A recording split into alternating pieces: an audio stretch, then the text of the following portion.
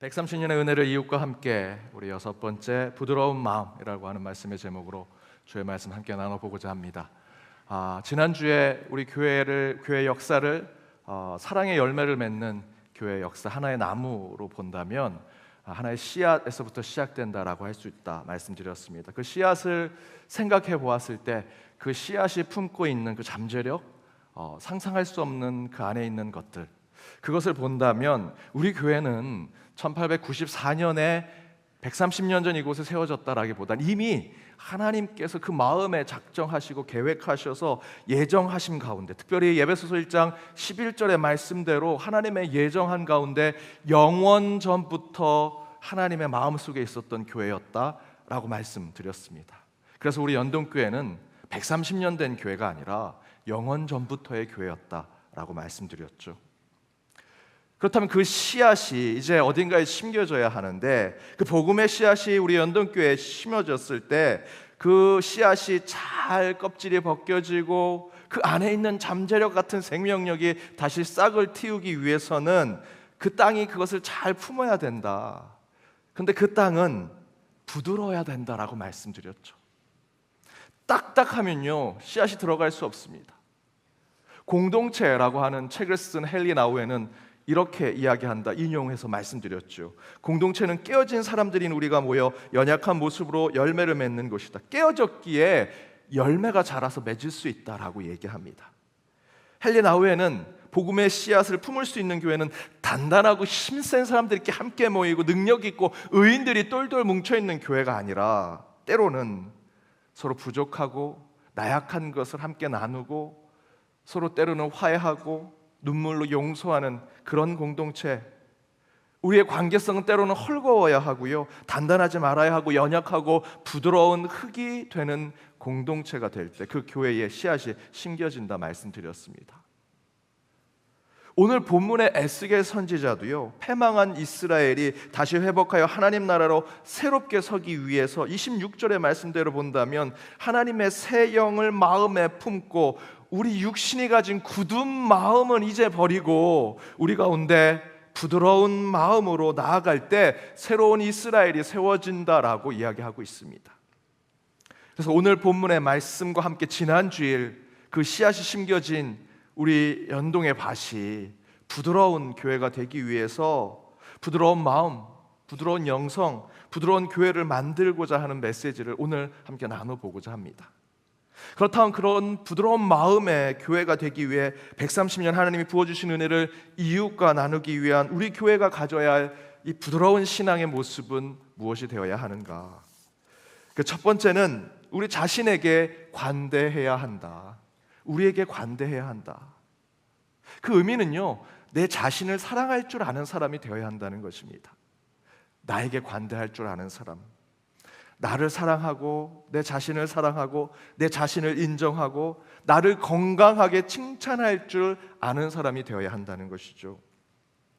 나를 사랑하지 못하는 사람들은요, 종종 이렇게 얘기합니다. 저 사람이 내 마음에 들어오면 나를 좋아하지 않을 거야. 당신이 내 감정, 내 생각을 들여다보면 나를 한심하게 생각할 겁니다. 나를 별 볼 일 없는 사람으로 생각할 겁니다.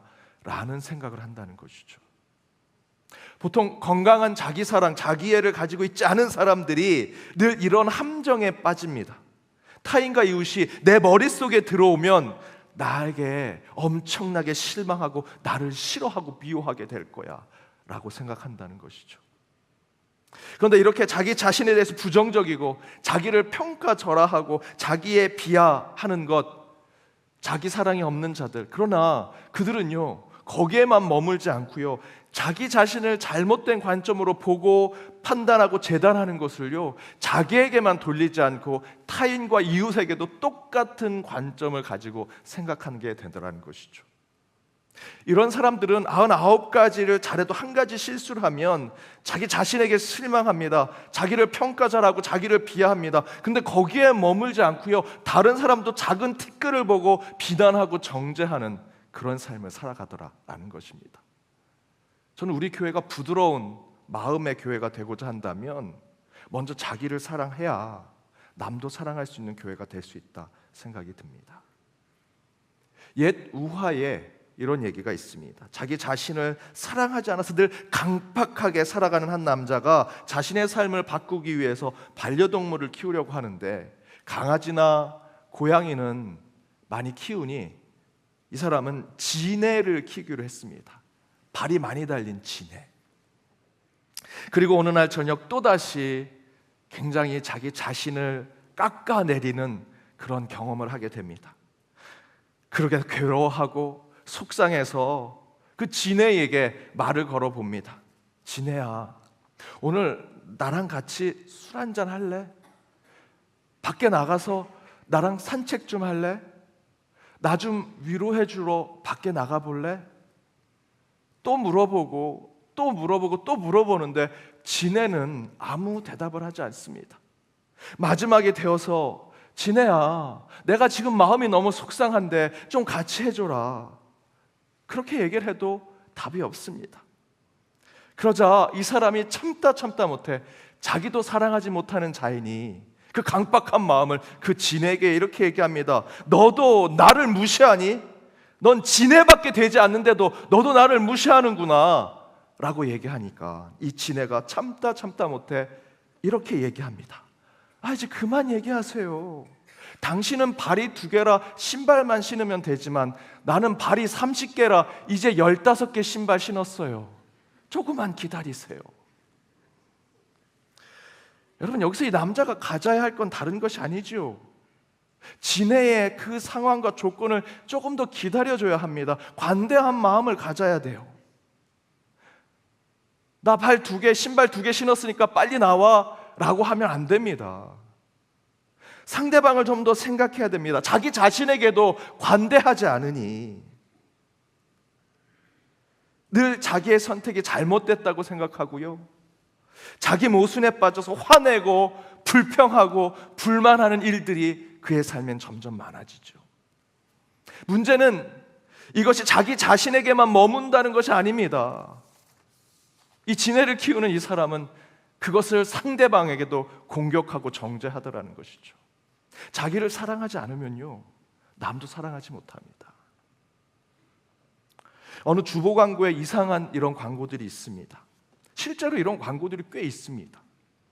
내일부터 사흘간 있을 금식 기도회에 많이 참가하시기 바랍니다. 그 다음이 중요합니다. 참가비는 5만 원이고 여기에는 숙박비와 식비가 포함되어 있습니다.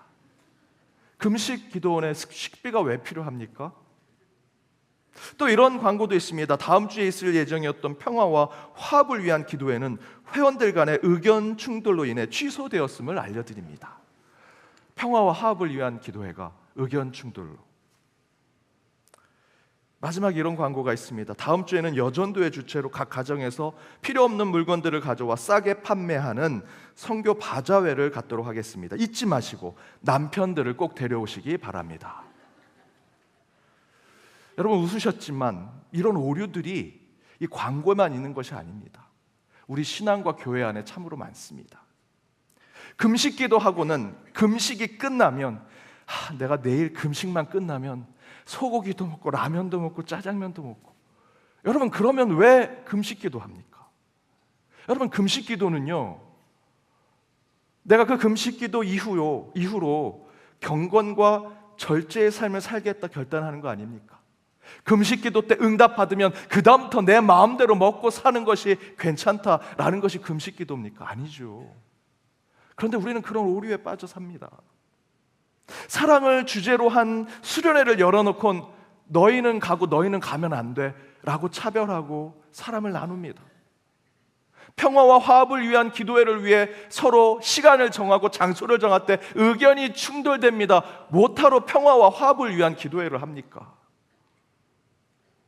교회에서는 형제님, 자매님, 사랑합니다, 축복합니다 라고 얘기하면서 정작 가정에서 내 옆에 있는 남편에게, 내 옆에 있는 아내에게, 내 자녀들에게 사랑 표현 한 번도 제대로 하지 않고 진정한 사랑의 마음을 드러내지 않으면서 교회에서는 사랑합니다, 축복합니다. 진정으로 금식해야 할 때 금식하지 않습니다. 자기 필요에 따라서만 금식하지요. 사랑해야 할 때 사랑해야 되는 모임 가운데 진짜 사랑을 먼저 보여줘야 하는데 그 사랑은 그저 주제에만 나와 있는 겁니다. 교회에서 사랑한다 사랑한다 하면서 정작 가장 가까이에 있는 사람은 사랑하지 않습니다. 혹시 그것이 저와 여러분의 모습 아닙니까? 가장 가까이에 있는 그 친한 사람들과의 사랑도 나누지 못하면서 어떻게 교회와 신앙 안에서 사랑한다 축복한다 말할 수 있겠습니까? 예전에 김용태 목사님이 이런 신앙의 지도를 하셨다라고 하는 이야기를 들었습니다. 집안에서 제사를 철저하게 드리는 종갓집 맏며느리로 시집간 한 집사님이 본인은 연동교회 교인이요 그리스도인인데 이제 가서 제사를 준비하고 제사에 참여하는 것이 목사님 그게 맞습니까? 저 목사님 그 제사 드릴 때 집에서 나와가지고 교회에서 기도할 겁니다 라고 얘기합니다. 그러자 그 김용태 목사님께서 이렇게 얘기하십니다. 너 교회 오지 마라. 시집의 제사에 더 열심히 준비하고 더 성실하게 최선을 다해 그 제사를 참석해라. 한 번만 그러지 말고 매해, 매년, 매 제사 때마다 최선을 다해라. 그러면 그 진심이 통할 날이 올 것이다. 너 교회 오지 마. 교회 오면 내가 너를 혼낼 거야. 그래서 그 충고를 듣고 그 집사님이 최선을 다해 제사를 준비해 드렸고요, 우리 신앙에 지킬 것은 지키되 모든 것은 다 최선을 다해 참여했습니다. 그랬더니 그 집안의 어르신이 다 돌아가시고 마지막 삼령상까지 치르고 나니 어머님이 부르시더랍니다. 그리고 그 어머님이 이렇게 얘기합니다. 야, 우리 이제는 제사를 기독교식으로 바꿔보자. 너가 그동안 정말 열심히 최선을 다했으니 우리 이렇게 최선을 다했는데 이제 우리도 목소리 내자. 그러면서 그 집안이 유교식으로 드리던 제사를 기독교식으로 바꾸게 됐습니다. 반전의 하나님. 그 제사에 정성을 다하니 귀신이 그 정성을 받는 게 아니고요, 사람의 마음이 변하더라는 것이죠. 그것을 우리 김용태 목사님께서 그 집사님께 깨닫게 해주신 것입니다. 그래서 그 집안이 전부 전도가 되고 기독교 집안이 되었습니다. 여러분, 먼저 내 삶에 충실하지 않는다면, 내 옆에 있는 사람을 사랑하지 않는다면, 더 깊이 얘기해서 내 자신을 사랑하지 않는다면 남에게 사랑을 베풀 수 없고요, 남에게 선한 모습의 영향력을 보여줄 수 없습니다.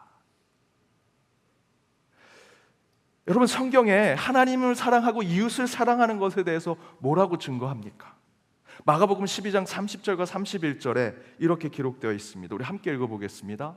내 마음을 다하고 목숨을 다하고 뜻을 다하고 힘을 다하여 주 너의 하나님을 사랑하라 하신 것이요, 둘째는 이것이니 내 이웃을 내 자신과 같이 사랑하라 하신 것이라. 이보다 더 큰 계명이 없느니라. 우리에게 큰 계명은 하나님을 사랑하고 우리 이웃들을 사랑하는 거죠. 그 조건이 뭡니까? 30절에 보니 너의 마음을 다하고 목숨을 다하고 뜻을 다하고 힘을 다해라. 너에 대해서 너가 목숨을 다하고 힘을 다하고 뜻을 다하는 너 자신을 향한 그 모습을, 이제 그 모습 그대로 하나님을 사랑하라라고 얘기합니다. 나에 대해서 그렇게 못하면요, 그렇게 하나님을 사랑할 수 없습니다. 31절에 뭐라고 기록되어 있습니까? 내 이웃을 너를 사랑하듯 사랑해라. 하나님 사랑, 이웃 사랑의 첫 번째 조건은요, 나를 그렇게 사랑하고 있는가라는 질문입니다. 나를 사랑해야, 나를 사랑한 만큼 하나님을 사랑하고 이웃을, 내 옆에 있는 자들을 사랑할 수 있다는 것이죠. 사랑하는 여러분, 부드러운 마음을 갖는 신앙은요, 먼저 내 자신을 사랑할 줄 아는 마음을 갖는 것입니다. 나에 대해서 영적인 관대함을 갖는 것, 먼저 나를 용서할 줄 알아야 남을 용서할 수 있습니다. 그렇게 나에 대해 부드러운 마음을 가지고 있어야 남도 이해하고 이웃도 사랑할 수 있는 것이고요, 타인의 마음도 함께 품을 수 있습니다.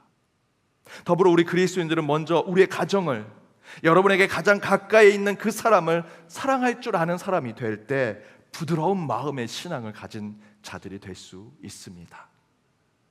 사랑하는 여러분, 여러분 가장 가까운 자들을 가장 사랑하십시오. 그보다 먼저 여러분 자신을 가장 사랑하십시오. 그때 하나님을 사랑할 수 있고 이웃을 사랑할 수 있는 부드러운 마음이 여러분 가운데, 우리 연동의 재단 가운데 이루어지리라 믿습니다. 그 사랑의 마음, 그 부드러운 마음을 품고 살아가시는 이번 한 주가 되시길 주님의 이름으로 축복합니다. 두 번째, 130년 하나님이 부어주신 그 은혜를 이웃과 나누기 위해 우리가 가져야 할 부드러운 마음의 신앙은, 나를 사랑했다면 남에게 친절하고 겸손하라라는 것입니다. 리더십을 이야기하는 곳에서 카리스마에 대한 얘기를 많이 하죠. 이 카리스마라는 것은 하늘에서 부어진 은혜, 하늘에서 부어진 축복이라는 뜻을 갖고 있습니다. 그러니까 이 카리스마는 그리스어로 본다면 위에서 아래로 내려왔다라고 하는 의미를 가지고 있죠. 그래서 리더십을 얘기하는, 지도력을 얘기할 때 굉장한 명령을 하고 권위를 가진 자들, 능력을 가진 자들, 강력한 메시지를 주는 자들에게 사용되는 표현이기도 합니다. 하지만 최근에 이 카리스마라고 하는 리더십의 표현을 정확하게는 무조건 명령하고 지시하는 리더십으로만 얘기하진 않습니다. 도리어 리더십의 원래의 의미는 실제로 초대교회에서 많이 사용했습니다. 성령의 임재 가운데 카리스마에 대한 이야기들이 많이 나와서, 그 카리스마는 하나님의 은혜, 우리가 뭐 할 수 있는 것이 아니죠. 하늘에서 부어진 하나님의 선물, 하나님의 축복을 얘기하는 것인데, 물론 불과 같이 우리에게 뜨겁게 임재하는 것으로 강력한 우리 안에 능력을 가질 수도 있지만, 위에서 부어지는 것은 불만 아닙니다. 비둘기 같은 평화로운, 그 평온한 성령의 임재가 있을 수도 있고요, 물과 같이 우리를 부드럽게 하고 자연스러운 것으로 리더십과 또한 지도력을 가질 수 있는 성령의 능력이 임재하기도 합니다. 실제로 이런 카리스마에 대한 리더십을 연구했던, 여러분이 잘 아시는 피터 드러커는 15년 동안 수많은 CEO와 사회적 리더들을 연구했습니다. 그리고 그가 내린 결론은 이것입니다. 내가 만난 효율적인 리더들의 유일한 공통점은 그들에게 뭔가 없다는 것이다. 저 뛰어난 회사와 저 뛰어난 기업을 일구었는데 그들 안에 뭔가 있겠지라고 찾아봤더니, 피터 드러커는 이렇게 얘기합니다. 별거 없더라. 그들은 카리스마가 거의 없었고, 그 말하는 것 자체도 별로 이용하지 않더라. 그 단어가 뜻하는 바대로 행동하지도 않더라 라고 얘기합니다. 피터 드러커는 기업과 회사를 경영하기 위해 강력한 권위적인 카리스마를 가진 리더들이 많았을 것이라 예상했는데, 실제로 진짜 리더로 서 있는 지도자들은 겸손했고요, 자신의 뜻과 생각과 의지가 실제로는 별 볼 일 없다고 늘 생각하는 자들이라는 것입니다. 그럼에도 불구하고 늘 두려움 없는 리더십을 발휘하는 자들이었다. 기업 안에서 놀라운 성과와 결과를 내놓았을 때에도 항상 조용히 자신을 낮추고 겸손하게 행동하고, 조심스러운 태도와 수줍은 모습을 항상 보여주고, 상대방에게 정중하고 부드러우며 말없이 나서지 않는 섬김의 자세를 보이는 자들이더라. 진짜 카리스마가 있는 자들은요, 겸손합니다. 상대방에 대해서 부드럽습니다. 그렇게 되기 위해서 우리는 세상을 향해서 친절하고 겸손하며 부드럽고 선한 태도를 보여주는 교회가 될 때, 이 교회도요, 그 복음의 씨앗이 심겨질 수 있는 부드러운 하나님의 밭이 될 것이다. 저는 이런 교회가 외유 내강의 교회가 되지 않을까라는 생각이 듭니다. 우리는 복음을 강력하게 지키되 세상을 향해서는 한없이 부드럽고 선한 마음을 품는 자들.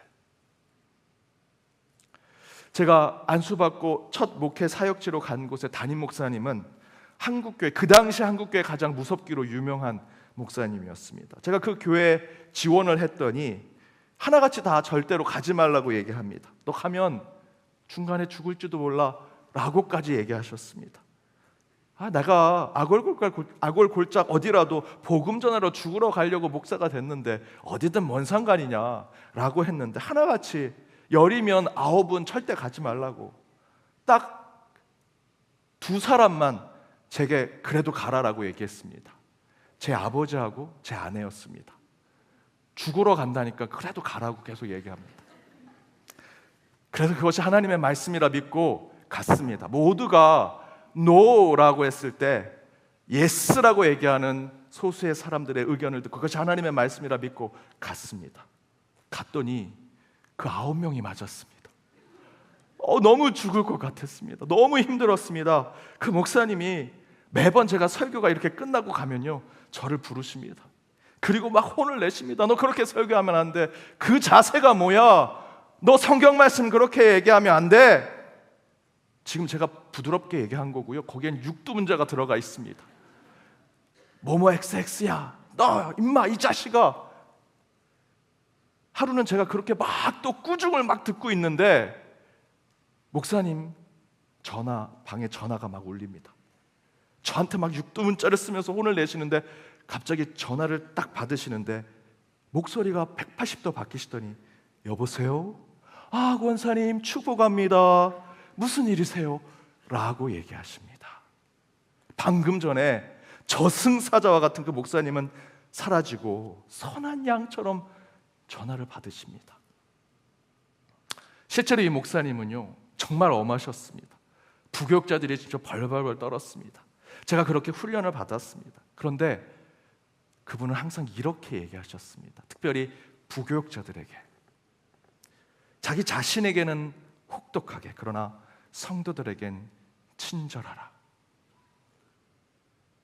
하루는 제가 그 단원 목사님 모시고 비서처럼 제가 목사님을 모셨었는데 먼 곳에 행사가 있어서, 예배가 있어서 목사님을 모시고 가던 중에 목사님이 이런저런 얘기하시면서 목사님께서 우리 교육자들에게 왜 그렇게 혹독하게 하시는지를 제게 얘기해 주셨습니다. 그분은 이렇게 얘기하십니다. 교회는 영적 전쟁터다. 전쟁이 지금도 이루어지고 있는 곳이다. 거기에 목회자는 소대장이 되어서 전선으로 나가는 자들인데, 소대장이 된 너희들이 그 전선을 지켜내면 너희의 양떼들은 평온하고 행복하게 될 것이다. 너희가 그 가운데 태만하고 게으르고 성실하지 못하면 너희의 양떼 수백 명, 수천 명의 성도들은 늘 고통과 아픔 가운데 살 것이다. 너희 자신에게는 혹독해라. 그러나 성도들에겐 친절한 목회를 해라. 그때 이후로 저는 외유내강의 목회를 하겠다 결심했습니다. 그것은요, 우리 교회도 마찬가지고요, 여러분의 신앙도 똑같습니다. 우리 교회가 내적으로는 강직하게 복음을 지켜내고 사단으로부터는 이 공동체를 지켜낸다면 여러분 성도들은요, 쉼과 안식을 얻을 수 있습니다. 성경에 이런 말이 있죠. 마태복음 11장 28절에 30절, 여러분 잘 아는 말씀입니다. 우리 함께 읽어보겠습니다. 수고하고 무거운 짐진 자들아 다 내게로 오라. 내가 너희를 쉬게 하리라. 나는 마음이 온유하고 겸손하니 나의 멍에를 메고 내게 배우라. 그리하면 너의 마음이 쉼을 얻으리니 이는 내 멍에는 쉽고 내 짐은 가벼움이라. 수고하고 무거운 짐진 자들이 누구에게 가라 말씀하십니까? 우리를 위해 대장 되시고 그 전쟁의 모든 칼과 총을 받으신 예수 그리스도, 그분께 가면요, 저희는 쉼과 안식을 얻을 수 있습니다. 왜? 그분은 혹독하게 그 전선 맨 앞에서 싸우셨기 때문에 후방에 있는 우리의 삶의 자리에 있는 우리는 평안을 얻고 살아가는 것이죠. 이 말씀이 가능한 이유는요, 외유내강의 신앙 때문이라 저는 믿습니다. 우리 교회 안에 복음은 강직하게 지키되 우리는 이 교회 안에 쉼과 평안함을 주는 교회가 되는 것. 사랑하는 여러분, 우리 연동교회가 그런 부드러운 교회가 되길 바랍니다. 먼저는 우리 자신을 사랑하고요, 우리 교회를 우선 사랑할 줄 아는 성도가 되는 것. 그리고 우리의 신앙과 복음, 믿음과 공의는 굳건하게 견실하게 지켜내되 세상을 향해서는 한없는 온유함과 부드러움을 세상에 보여줄 때 그 세상은 예수 그리스도로, 저와 여러분으로, 우리 연동교회를 통해 평안함을 얻게 되리라 믿습니다. 그런 교회가 되어 더욱 복음의 씨앗이 곳곳에서 풍성히 자라나게 하는 영원 전부터 세움받은 우리 연동교회, 여러분의 가정, 여러분의 신앙이 되시길 주님의 이름으로 축복합니다. 기도하시겠습니다. 130년의 은혜를 세상과 나누어 더욱 열매 맺게 하신 하나님, 오늘 선포된 말씀에 결단하며 나아가오니 주여, 우리 교회가 영원전부터 주의 예정하심을 입어 이곳에 세워졌음을 고백합니다. 그 하나님의 작정하심과 예비하심 가운데 세워진 연동의 제단을 축복하셔서 더욱 복음을 품어내는 부드러운 믿음의 땅이 되게 하여 주옵소서. 먼저 이곳에 있는 우리가 우리 연동교회를 사랑하게 하시고, 더 나아가 세상을 향해서는 한없는 온유함과 부드러움으로 곳곳에 참 평안과 안락을 주는 교회가 되게 하여 주옵소서. 그리하여 하나님께 칭찬을 받고 세상 사람들에겐 기쁨을 주는 교회가 되기를 간절히 바라오며 이 모든 간구 예수 그리스도의 이름으로 기도드립니다. 아멘.